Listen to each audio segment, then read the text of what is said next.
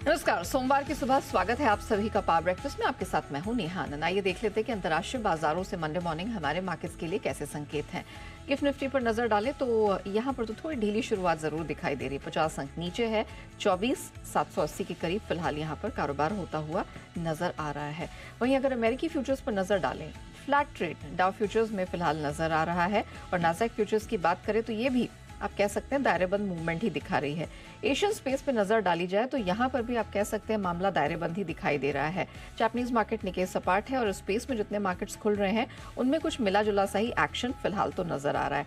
Pressure हालांकि सोने चांदी में बीते सत्र या बीते हफ्ते आप कह सकते हैं देखने को मिला है। कच्चा तेल हालांकि यहाँ पर तगड़ा कमबैक देखने को मिला है। बेस मेटल्स में कुछ मिला जुला सा पॉजिटिव बायस के साथ रुझान रहा है।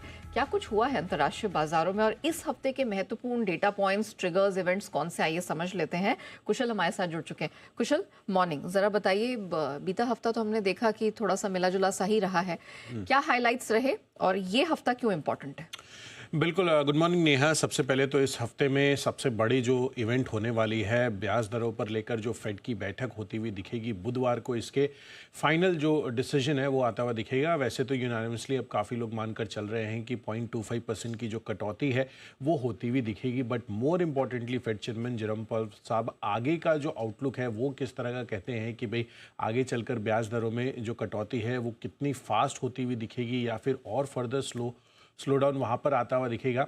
ये देखना काफ़ी इंपॉर्टेंट होगा। वो हो सकता है कि आगे चलकर बाजार की दिशा जो है तय करते हुए नजर आए। बट प्राइमा फेसी अगर आप देखेंगे तो पिछला हफ्ता डाउ जोन्स में करीबन 0.25% तक की गिरावट थी। नैस्डैक हालांकि 0.3% के गेंस के साथ क्लोज होता हुआ दिखा। नए लाइफ हाइज भी नैस्डैक की तरफ से बनते हुए दिखे। पहली बार 20,000 के पार हुआ था और साथ साथ S&P 500 में ऑलमोस्ट आधे % तक की गिरावट थी लास्ट वीक। इनफैक्ट अगर आप शुक्रवार के सत्र भी देखेंगे तो वहां पर भी मिले जुले से ही संकेत आपको यूएस बाजारों से आते हुए नजर आए हैं। लेकिन अगेन फ्राइडे को नैस्डैक ने नया रिकॉर्ड हाई भी बनाया था, तो ये भी एक इम्पॉर्टेंट अपडेट है।